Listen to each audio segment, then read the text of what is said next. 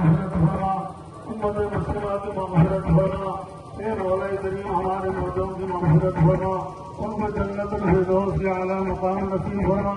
وحب من يحبك وحب عمل يقربنا إلى حبك إلا يا أرحم الراحمين إلا हमारी जिंदगी गुनाहों को माफ़ फरमा, हमारे सय्यात को हसनात से मुबद्दल। প্ৰথমতে সদৌ অসমবাসীকে মই বহুত ঈদৰ শুভেচ্ছা জ্ঞাপন কৰিছোঁ। পবিত্ৰ ঈদৰ দিনত মই আজি সমূহীয়াভাৱে ঈদৰ নামাজ আদায় কৰিব পাৰিছোঁ। তাৰ কাৰণে মই প্ৰত্যেকগৰাকী অসমবাসীক মোৰ কাৰণে সকলোৱে প্ৰাৰ্থনা কৰা, মোৰ সমৰ্থনত থিয় দিয়া, আজি যে মই মুকলি আকাশৰ তলত আহি ঈদ উদযাপন কৰিব পাৰিছোঁ তাৰ কাৰণে কৃতিত্ব আপোনালোকৰ সকলোৰে। আপোনালোকৰ বাবেই, আপোনালোকে যিধৰণে মোক সহায় সহযোগিতা কৰিছিল তাৰ বাবেই আজি মই এইদৰে ঈদৰ নামাজ আদায় কৰিব পাৰিছোঁ, ঈদ উদযাপন কৰিব পাৰিছোঁ পৰিয়ালৰ সৈতে, আপোনালোকৰ সৈতে। নহ'লে দীৰ্ঘদিন মোক আবদ্ধ কৰি ৰখাৰ পৰিকল্পনা আছিল, আপোনালোকে সকলোৱে জানে, কিন্তু সেয়া নুঠিল। আৰু আজি ঈদৰ দিন বৰ বেছি একো নকওঁ, এটাই কম, আমি সকলোৱে একেলগে মিলা প্ৰীতিৰে এখন সুস্থ সবল দুৰ্নীতিমুক্ত সমাজ গঢ়ি তুলিব লাগিব। সুচাৰুৰূপে সমাজ ব্যৱস্থা পৰিচালনা কৰিব পৰা এটা ব্যৱস্থা আমি গঢ়ি তুলিব লাগিব আৰু আমি সকলোৱে একেলগে আগবাঢ়ি যাব লাগিব।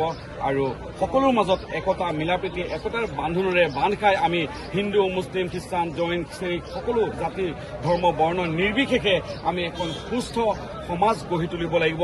এই সংকল্পবদ্ধ হৈছোঁ আজি ঈদৰ দিনাখন, আৰু সেয়া মোৰ কামনা যে ৰাজ্যখনৰ সদায় উন্নতি হওক আৰু দুপদূপে আগবাঢ়ি যাওক ৰাজ্যখন। আৰু যিসকলে স্বৈৰাচাৰী শাসন ব্যৱস্থা প্ৰৱৰ্তন কৰিব বিচাৰিছে তেওঁলোকৰ সেই যাতে উদ্দেশ্য সফল নহয় আৰু সকলো একেলগে আগবাঢ়ি যাওক। মোৰ ক্ষেত্ৰত আপোনালোকে দেখা পাইছে সকলো জাতি, ধৰ্ম, বৰ্ণ নিৰ্বিশেষে অসমৰ ইমূৰৰ পৰা সিমূৰলৈ প্ৰত্যেকগৰাকী নাগৰিক ওলাই আহিছিল।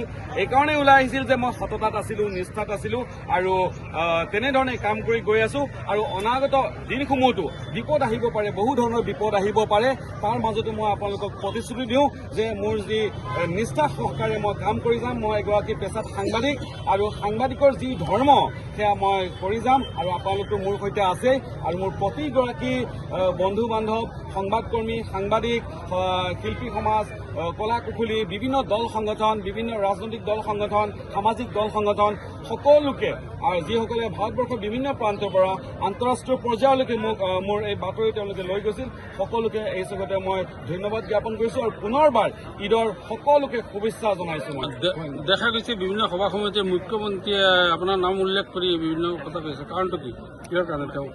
সেয়া আপোনালোকে জানে যে মুখ্যমন্ত্ৰী চাগে মোক বৰ বেছি ভাল পায় নেকি, মোৰ এটা ডাঙৰ প্ৰশ্ন যে মুখ্যমন্ত্ৰীয়ে কেৱল মোৰ নামে লৈ আছে, ৰাজনৈতিক ব্যক্তিসকলৰ সৈতে মোৰ নাম লৈ আছে। মই কোনো ৰাজনৈতিক ব্যক্তি নহয়, মই পেছাত এগৰাকী সাংবাদিক আৰু সাংবাদিকৰ যি ধৰ্ম যে ভয় নকৰাকৈ যি সত্য, সেই সত্য উদঘাটন কৰা আৰু সেই কাম কৰি আছিলোঁ। আৰু মুখ্যমন্ত্ৰীৰ এই গোটেই বিষয়টো তেওঁ কিয় বা ইমান পাৰ্চনেলি লৈছে মই নাজানো, হ'ব নালাগে। তেওঁ এগৰাকী সন্মানীয় মুখ্যমন্ত্ৰী ৰাজ্যখনৰ, আৰু সকলোৱে আচলতে মিলি লৈ শাসকীয় দল, বিৰোধী দল, দল সংগঠন, সাংবাদিক সমাজ সকলোৱে একেলগে মিলি লৈ ৰাজ্যখনৰ কাৰণে যি ভাল তাৰ কাৰণে চেষ্টা চলাব। আনন্দ পাইছে না কি পাইছে? আচলতে সেয়া কিন্তু আচলতে মুখ্যমন্ত্ৰী এগৰাকী কিমান সন্মানীয় ব্যক্তি আৰু মুখ্যমন্ত্ৰী এগৰাকী কিমান দায়িত্ব আছে। মোৰ দৰে এগৰাকী সাংবাদিকৰ নাম লৈ সেই সময় নষ্ট কৰাটো মই বৰ বেছি ভাল হোৱা বুলি নাভাবোঁ। মুখ্যমন্ত্ৰী তাৰ পৰিৱৰ্তে তেওঁ যদি সমাজৰ কাৰণে কাম কৰা চিন্তা কৰিলেহেঁতেন বৰ বেছি ভাল হ'লহেঁতেন। মোক লৈ পেলাই সময় অপচয় কৰাৰ বাহিৰে একো নাই, কাৰণ কি মই মোৰ যি কাম সেই নিষ্ঠা আৰু একতাৰে আগন্তুক সময়তো কৰি যাম, আপোনালোক সাক্ষী হৈ ৰ'ব তাৰ কাৰণে। যিকোনো খবৰৰ বাবে যোগাযোগ কৰক 7099017330 লগতে 7099017110 নম্বৰত।